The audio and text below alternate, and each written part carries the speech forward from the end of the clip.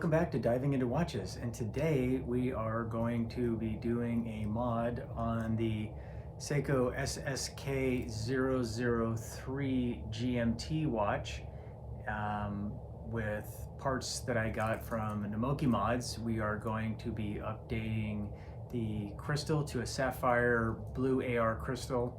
We are going to be updating the back to a gold rotor and a more detailed bridge over the cage bridge over the movement.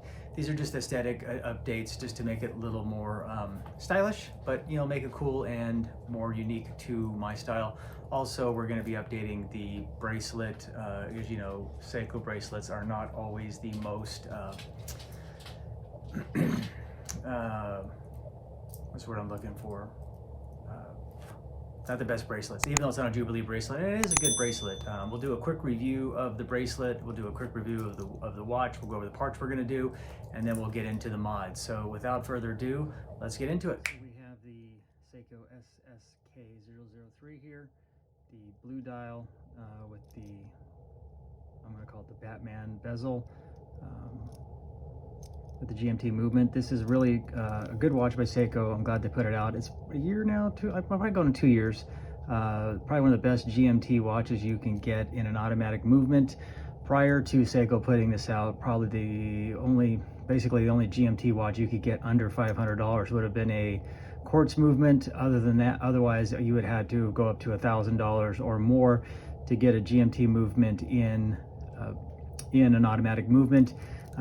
This is not a what people would call a true GMT movement. It's a collar movement or an office movement, which means that you can't set the hour hand independent of the GMT hand, which unless you're like super duper traveling all the time and constantly traveling all the time, is not a big deal. Recently just did a trip, 8-day trip to the islands, and it worked just fine for me. I set the local time and then I set the GMT time to my home time here in Arizona, and it worked great. Do a lot of traveling, and so this just works just time for probably the average traveler.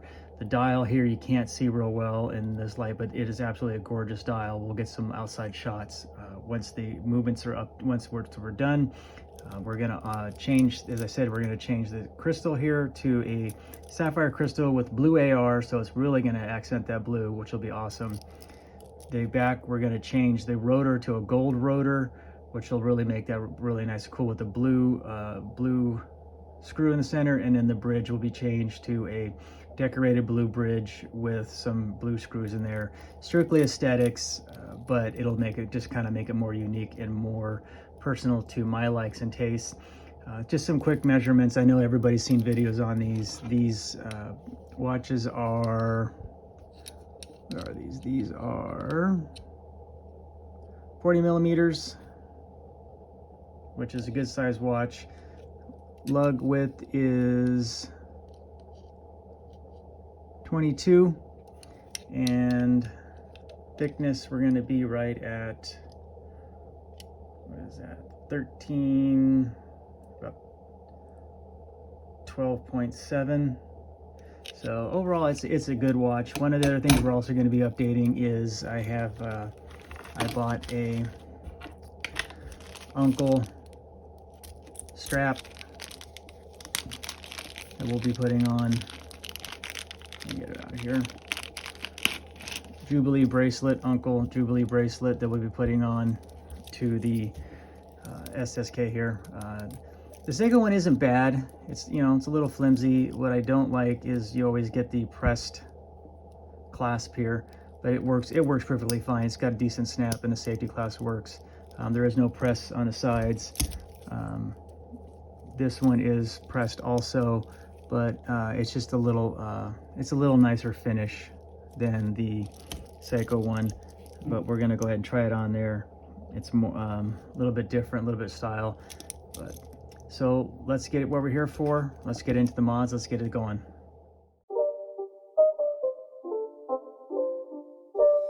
It's not a game, it's a rich thing.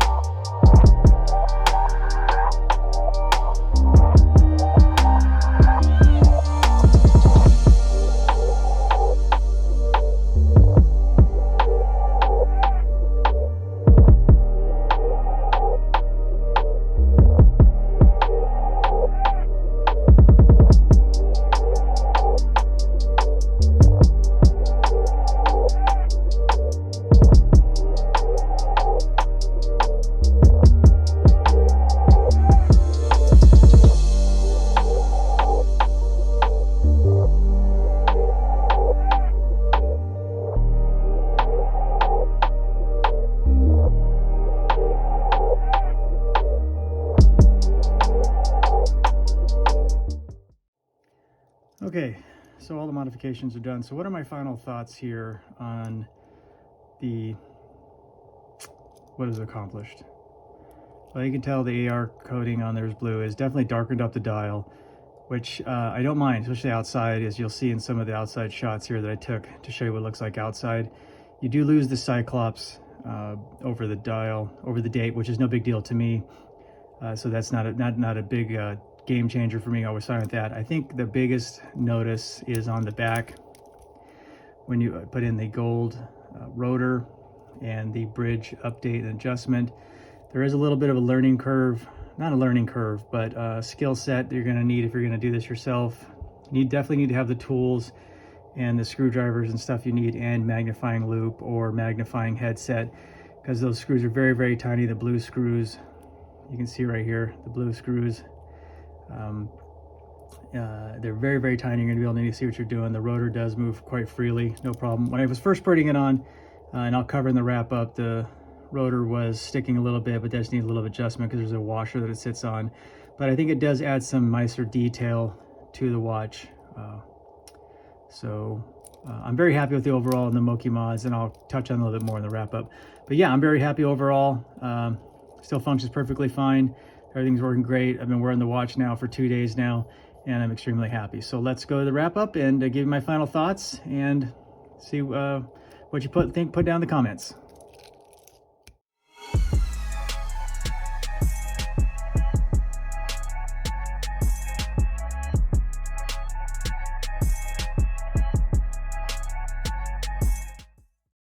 Okay, so wrap up. So just to kind of recap what we did on the Seiko SSK003 GMT, we put a Sapphire blue AR crystal in.